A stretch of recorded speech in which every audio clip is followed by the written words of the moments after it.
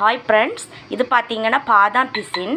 இதை நம்ம நைட்டே தண்ணி ஊற்றி ஊற வச்சிட்டோம். மார்னிங் எடுத்து பார்த்தப்போ இந்த மாதிரி ஜெல்லு போல தான் இருந்துச்சு. அடுத்த ஒரு டம்ளர் எடுத்துட்டு நம்ம ஊற வச்சுருந்த பாதாம் பிசினை சேர்த்துக்கலாம்.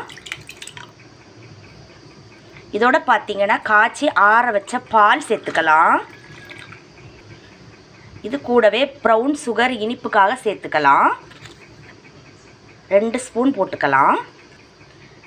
இப்போ பார்த்திங்கன்னா இதை நல்லா மிக்ஸ் பண்ணிக்கலாம். அவ்வளவுதான், நல்லா மிக்ஸ் பண்ணியாச்சு.